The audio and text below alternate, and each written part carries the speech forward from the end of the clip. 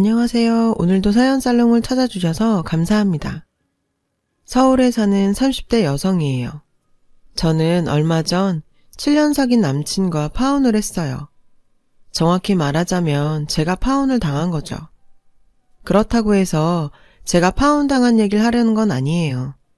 제가 하고 싶은 건 그 이후 벌어진 일에 대한 얘기거든요. 전 정말이지 32년을 살면서 이런 황당한 경우는 처음이에요. 그래서 이렇게 얘기를 해보려고 합니다. 아마 제 얘기를 들어보시면 제가 왜 이럴 수밖에 없었는지 이해가 되실 거예요.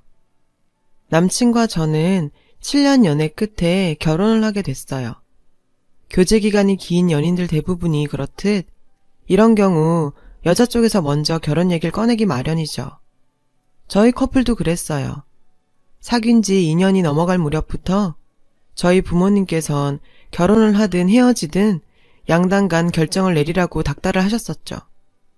처음엔 할 때 되면 할 거라고 큰 소리를 쳤었지만 3년, 4년, 해를 넘어가면서부터 슬슬 부모님 눈치가 보이기 시작하더라고요.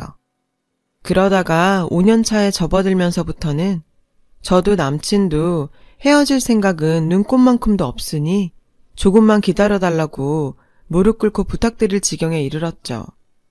홍기가 찼음에도 불구하고 결혼도 않고 이렇게 오래 연애를 하게 된 데는 이유가 있어요. 바로 남친의 취업 때문이었죠. 남친은 대학을 졸업하고 한동안 취직이 안 돼서 울며 겨자 먹기로 공무원 시험을 준비했었거든요. 근데 그게 어디 쉽나요? 뜻하는 바가 있어 죽을 각오로 뛰어든 사람도 번번이 떨어지는 시험인데. 결국 남친은 공시에 4년이나 매달려봤지만 결과는 늘 불합격이었어요. 그동안 학원비며 고시원비, 식비에 교통비까지 남친이 숨쉬는 것 빼고 들어간 모든 것들을 서포트해온 저로서는 억장이 무너지는 일이었죠. 친구들은 하나 둘 괜찮은 남자들 만나 결혼을 하는데 전 7년을 이 남자 옆에서 세월만 까먹고 있었으니 왜 안 그렇겠어요. 세월뿐인가요? 그간 남친 뒷바라지 하느라 직장 생활을 그렇게 했음에도 돈 한 푼 못 모으고 결혼도 부모님한테 손 벌려 해야 할 판이었죠. 다행히 아빠가 사업체를 운영하고 계셔서 도움받는 건 문제가 아니었지만 그래도 30이 넘는 성인이 결혼 자금까지 부모님 주머니에서 털어가야 한다는 건 좀 창피했어요. 그간 내가 번 돈 내가 실컷 써보기라도 했으면 억울하지도 않지. 이건 모르긴 해도 그간 남친한테 들어간 돈으로 백을 사 모았더라면 지금쯤 제 옷장은 명품백으로 가득했을 거예요. 주변에 이 사실이 알려지면 남친이 곤란할까봐 비밀로 해왔던 탓에 말 그대로 전 벙어리 냉가슴 앓는 처지로 혼자 버텨야 했어요. 근데 남친은 그런 제 마음을 알기나 하는 건지 너무도 천하태평인 거예요. 그러던 어느 날이었어요. 오랜만에 대학 동기들과 만났는데 동기 중 하나가 그 자리에 남친을 데리고 나왔더라고요. 남친 직업은 변호사로 동기와는 3년 사귄 끝에 곧 결혼을 한다고 하더군요. 거기까진 좋았어요. 그냥 좀 부럽고 말아버릴 일이었으니까요. 그런데 사실 이 사람 아니었으면 저 변호사는 꿈도 못 꿨을 거예요. 고시 준비하는 동안 학원비며 고시원비 다 이 사람이 도와줬거든요. 이젠 평생 제가 갚으면서 살려고요. 순간 온몸의 기운이 쭉 빠졌어요. 누군 3년 고생하고 변호사 안 해되는데 누군 7년이나 고생하고도 이러고 있다니. 상대적 박탈감이 쓰나미처럼 몰려왔어요. 근데 그 순간 빡침에 정점을 찍는 일이 벌어졌죠. 남친한테 문자가 온 거예요. 혜미야, 밥값이 부족해서 그러는데 10,000원만, 응? 평소에도 종종 받는 일반적인 문자였지만 그날은 정말 참을 수가 없더라고요. 그래서 밖으로 나와 바로 전화를 했죠. 자긴 정말 구제불능이구나. 그 나이에 밥값 10,000원이 없어서 여자친구한테 돈 보내달라 문자를 하고 싶니? 창피하지도 않아? 실력이 안 되면 기술이라도 배워서 돈 벌 생각을 해야지. 30이 넘도록 언제까지 공시준비만 할 거야. 솔직히 시험에 붙을 자신이 있긴 하니? 취업도 못하고 할 줄 아는 것도 없고 그래서 공식 핑계로 내 등골 빼먹으면서 살 생각인 거야? 도대체 언제까지 이러고 살 작정인데 말해봐. 언제까지 그럴 거냐고. 혜미야, 무슨 일 있었어? 아버님이 또 뭐라 그러셔? 에이, 한두 번 겪는 일도 아닌데 자기가 좀 참아. 응? 그리고 나 이미 주문해서 밥에 숟가락까지 된 거라 취소도 못해. 그니까 자기야, 10,000원만 보내주면 안 될까? 내가 취직하면 그동안 빌린 돈 한 방에 다 갚아줄게. 그니까 10,000원만, 응? 기가 막혀서 정말. 어쩜 자기란 사람은 이런 순간까지 정신을 못 차리니? 암튼 난 더 이상 밑빠진 독에 물 못 붓겠으니까 앞으로는 자기 힘으로 밥을 벌어먹든 빌어먹든 맘대로 하고 살아. 창피한 줄 알아야지 정말. 그제야 남친은 상황이 심각한 걸 느꼈는지 울고 짜며 한 번만 기회를 달라고 빌더군요. 그 뻔한 실수에 넘어가면 안 되는 걸 알면서도 전 또 바보같이 넘어가고 말았죠. 좋아, 1달이야. 그 안에 일자리 못 구하면 난 더 이상 자기랑 안 만나. 끝이라고, 알았어? 헤어지자는 말에 정신이 들었는지 남친은 부랴부랴 구직 사이트를 뒤져서 여기저기 면접을 보러 다니더군요. 그동안 남친한테서 볼 수 없었던 모습에 한편으론 그만큼 날 놓치기 싫었나 싶기도 했지만 다른 한편으론 이렇게 할 수 있는 거 왜 지금껏 안 했나 하는 괘씸함도 들었던 게 사실이에요. 얼마 뒤 남친한테 취직을 했다며 전화가 왔더라고요. 학원 강사 자리였어요. 입시학원은 아니고 중고생 내신을 관리하는 동네 보습학원이었죠. 비록 사대보험도 안 되고 퇴직금도 없는 자리였지만 그래도 밥벌이는 하고 살게 된 거죠. 그래도 이게 어디냐 싶어 양가 부모님을 찾아뵙고 결혼 승낙을 받았어요.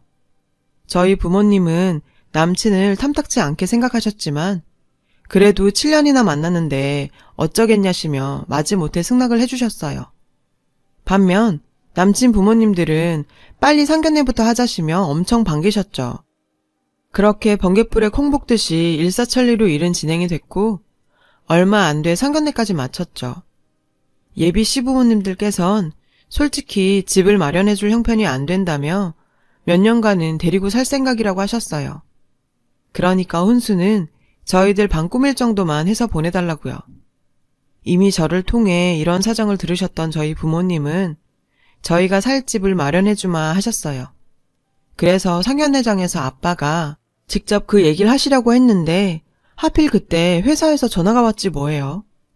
전화를 받으신 아빠는 급한 일이 생겨서 회사에 들어가 봐야 하신다며 양해를 구하곤 먼저 자리에서 일어나셨어요. 그 바람에 집 얘긴 꺼내지도 못했고요. 나중에 남친이 그러는데 솔직히 그날 저희 쪽에서 집을 해주시지 않을까 내심 기대를 했었다나 봐요. 남친도 그렇고 남친 부모님들도 그렇고. 근데 상견례가 끝나고 며칠이 지나도록 아무 말이 없어서 조금 서운했다나요. 기가 막혀서 정말. 그러던 어느 날이었어요. 그날은 몸이 좀 안 좋아서 남친과의 약속도 깨고 퇴근 후 바로 집으로 향했는데 글쎄 현관문을 열고 들어가 보니 집안에 온통 빨간 딱지가 붙어있지 뭐예요. 평소 그렇게 당당하시던 아빠는 축 처진 어깨로 앉아 담배를 태우고 계셨고 엄마는 머리에 띠를 두른 채 안방 침대에 누워있었죠. 엄마, 이게 어떻게 된 거야? 도대체 왜 우리 집에 이런 딱지가 붙어있는 건데? 혜미야, 어쩌니? 네 아빠 회사 곧 넘어간단다. 아이고, 늦음하게 이게 웬일이라니. 엄마는 참았던 눈물을 흘리셨어요.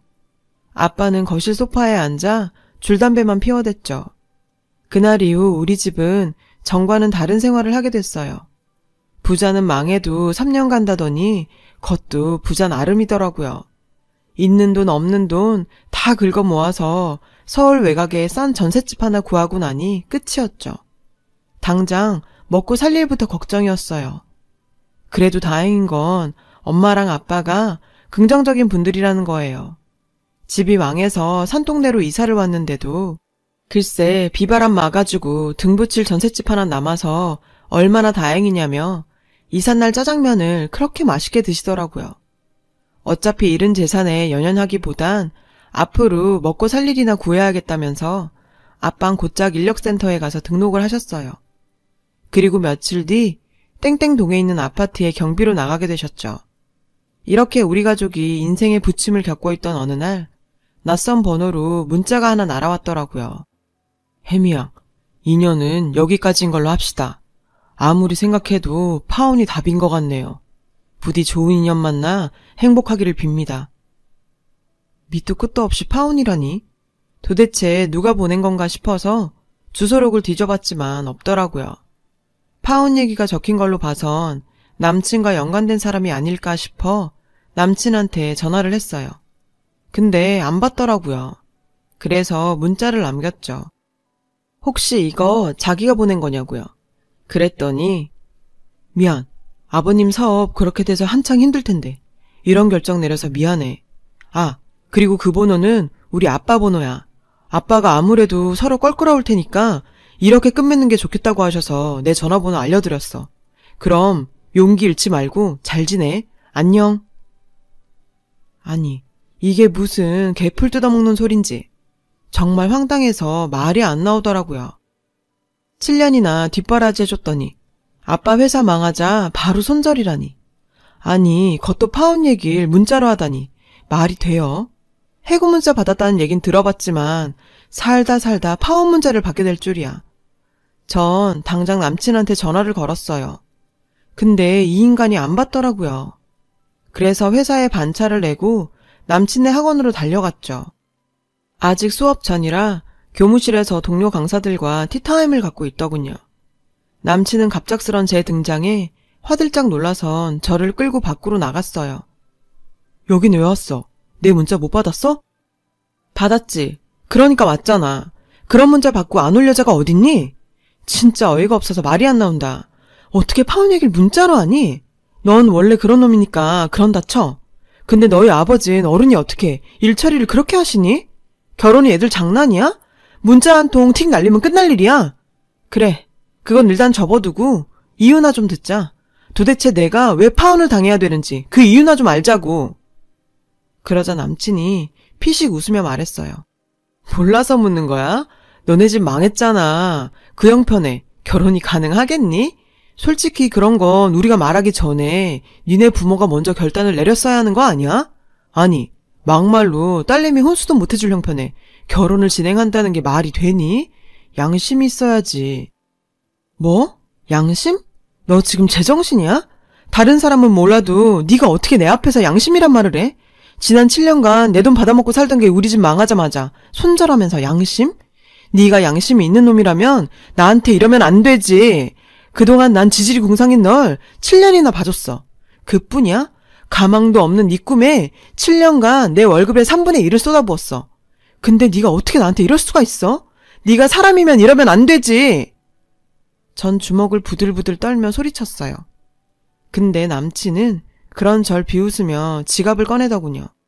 그리고 5만 원짜리 한 장을 내밀며 힘들 텐데 택시 타고 가라. 난 수업이 있어서 들어가 볼게. 남친은 절 바닥에 남겨둔 채 학원 건물로 들어가 버렸어요. 순간 온몸에 힘이 빠지는 것 같았어요. 아, 정말 끝이구나 하는 생각이 들었죠. 그 생각이 들고 나니 더 이상 미련 없이 끝낼 수 있겠다 생각이 들었어요. 그래서 그대로 털기로 했어요. 집으로 돌아가 부모님께 남친 집에서 파혼을 하자고 했다고 말씀드렸어요. 아빠는 정말 담담하게 알겠다고 하셨죠. 그날 밤 아빠가 절 부르시더라고요. 포장마차에 가서 소주 한잔 하자고요. 아빠랑 포장마차에서 꼼장어에 소주를 마시는데 좋더라고요. 파혼 당한 날 누가 이렇게 아빠랑 포차 데이트를 하겠어요. 그때였죠. 아빠가 힘들게 말씀을 하셨어요. 미안하다. 아빠가 우리 딸 인생을 망쳤구나. 그 말에 순간 욱하더라고요. 아빠, 그게 무슨 소리야. 아빠가 내 인생을 망친 게 아니라 망가질 뻔한 내 인생을 아빠가 구한 거야. 생각해봐. 우리 집 망하자마자 손절하는 남자라면 결혼 후에도 뭔 일 터졌을 때 내 손 잡아주기는커녕 지한테 도움 안 되면 제일 먼저 날 버렸을 놈이야. 그딴 놈하고 결혼까지 안 간 게 얼마나 다행이야. 안 그래 아빠? 제 말에 아빠는 고개를 끄덕이셨어요. 그리곤 딸, 아빠 이렇게 안 무너져. 너도 알지? 아빠가 얼마나 강한 사람인지. 다시 예전처럼 잘 살진 못하겠지만 아빠는 엄마랑 우리 딸 옆에서 꿋꿋하게 건강하게 열심히 살아낼 거다. 그러니까 우리 딸도 기운 내는 거다. 알았지? 그날 아빠와 마셨던 소주는 제 인생 최고의 소주였어요. 그렇게 파혼 사건을 잊고 다시 예전 모습으로 돌아간 어느 날이었어요. 낯선 번호로 전화가 왔더라고요. 혜미양, 나 민재 아빠예요. 맙소사, 남친 아버지셨어요. 그간 잘 지냈어요? 다름이 아니라 내가 혜미 씨한테 할 말이 있는데 잠깐 시간 좀 내줄래요? 솔직히 됐거든요. 이러고 당장 전화를 끊어버리고 싶었지만 제 부모 얼굴에 침 뱉는 짓인 것 같아서 꾹 참았어요. 제가 만나서 할 얘기 없다고 했더니 남친 아버님은 저희 회사 로비에 와 계신다며 제가 나올 때까지 기다리시겠다는 거예요. 어쩜 하는 짓이 전 남친이랑 이렇게 똑같은지. 할 수 없이 전 로비로 내려갔어요. 그리고 남친 아버님을 모시고 근처 카페로 갔죠. 혜미양, 그땐 내가 생각이 짧았어요. 이해해 주길 바래요. 아버님 사업에 그렇게 되고 한창 힘들 시기였는데 파혼까지 당해서 충격이 컸을 거라고 생각해요. 그래서 말인데 그 혼사 다시 진행하는 건 어떨까 하는데 혜미양 생각은 어때요? 헐, 정말 황당했어요. 다 끝난 결혼을, 그것도 자기들이 깨자고 한 결혼을 다시 하자고요? 기가 차서 말도 안 나왔죠. 그래서 잠깐 화장실에 좀 다녀온다고 하고 남친한테 전화를 했어요. 그랬더니 아빠가 결국 너한테 가셨구나. 혜미야, 사실은 우리 엄마 얼마 전에 병원에서 치매 판정 받으셨어. 아빠가 충격이 크셨지. 엄마 그렇게 되고 아빠가 그러시더라. 혜미 너도 아빠 일로 충격 심했을 텐데 우리가 너무했던 것 같다고. 비슷한 입장이 돼보니까 알겠다고 말이야. 어려울수록 서로 돕고 살았어야 하는 건데. 그래서 우리 결혼 허락해 주신다고 그러셨거든. 에이, 내가 먼저 전화하라고 그랬는데 아빠가 먼저 가셨네. 그건 그렇고 혜미야, 우리 다시 시작하자. 난 역시 너 없이는 안 되겠어. 저요, 평소에 사리를 느낀다는 말이 이해가 안 갔었거든요. 어떻게 사람이 사람을 죽일 마음을 품을 수 있나 했는데 가능하네요. 남친놈이 제 눈앞에 있었더라면 저요, 그날 살인을 저질렀을지도 몰라요. 이게 어디서 약을 팔아? 야, 내가 널 모르냐? 뭐? 나 없이는 안 돼? 넌 어쩜 하나도 안 변하고 그대로냐? 솔직히 너 지난 7년 동안 내가 주는 돈 꽁으로 따박따박 받아먹고 살다 네 손으로 돈 벌어먹고 살려니 힘들어서 그런 거 아냐. 넌 날 그리워하는 게 아니라 내가 주는 돈을 그리워하는 거 아니냐고. 어디서 이런 그지 발싸개 같은 게. 야, 네가 보기엔 내가 한 번 밟은 똥을 또 밟을 정도로 멍청해 보이냐? 어디서 개수작이야. 내가 더럽고 치사해서 그냥 넘어가라고 했는데 넌 도저히 안 되겠다. 너 지난 7년간 네가 나한테 받아간 돈 그거 다 물어내. 네 입으로 취직하면 한 방에 갚아주겠다 호언장담했었지? 네가 보낸 문자에도 돈 갚겠다는 말이 수도 없이 써있더라. 내가 네 손에 직접 쥐어둔 돈은 거지 동량 줬다고 칠 테니까 계좌 이체한 것만 보내. 겉만 해도 수년간 네 월급은 통째로 보내야 할 거다. 어떻게 싸바싸바해서 돈 떼먹을 생각이라면 일찌감치 집어치우셔. 나 당장 변호사 사무실 가서 너한테 소장 날릴 테니까. 알았어? 어디서 그지 같은 게 내 앞에서 질척이고 있어. 끊어! 남친한테 한바탕 쏟아부은 전 테이블로 돌아와 남친 아버지한테 한마디 했어요. 아저씨, 인생 그따위로 살지 마세요. 그러니 아들이 아버지를 닮아 그 모양이죠. 예비사도 망했다니까 잽싸게 손절하시던 그 모습 저 절대 못 잊어요. 아내분이 치매 판정 받으셨다고요? 그래서 똥기저귀를 갈아줄 며느리가 필요하셨던 모양이네요. 그런 거라면 번지수 잘못 찾았어요. 전 제가 싼 똥 치우느라 바쁘거든요. 댁의 아드님 말이에요. 저 이 길로 변호사 사무실에 가서 댁의 아들한테 날릴 소송 의뢰해야 하거든요. 그 일만으로도 엄청 바쁠 예정이라 더 이상 아저씨 얘기를 들어드릴 짬이 안 나네요. 그러니까 엄한 데서 헛짓하지 마시고 얼른 집으로 가셔서 사모님 똥기저귀 가는 연습이나 하세요. 아셨어요? 그리고 한 번만 저한테 이러시면 스토커로 신고합니다. 전 자리를 박차고 나왔어요. 그제야 그간 제 가슴을 꾹 누르고 있던 돌덩이가 빠져나간 것처럼 시원하더군요. 솔직히 그동안 남친놈한테 멍청하게 당하고 찍소리도 못하고 헤어진 게 천추의 한이 됐었는데 이렇게 한 방 먹일 기회를 얻을 수 있어서 다행이었어요. 소송이요? 제가 소송한다는 말 듣고는 남친이 돈을 보냈더라고요. 다는 아니고 100만 원이요. 매달 100만 원씩 꼬박꼬박 보내겠다더군요. 그래서 각서 한 장 받아서 공증해 놨어요. 이런 거 안 만들어 놓으면 언제고 떼먹을 놈인 거 아니까요. 저요, 앞으로 다시는 예전처럼 호구로 살지 않을 거예요. 그러기엔 엄마 아빠의 가르침대로 제 인생은 너무 소중하니까요. 제 사연을 들어주셔서 감사드려요. 행복한 하루 되세요. 여러분, 사연 댓글에 응원과 현명한 조언 부탁드려요. 좋아요와 구독은 저에게 큰 힘이 됩니다. 오늘도 좋은 일 가득하세요.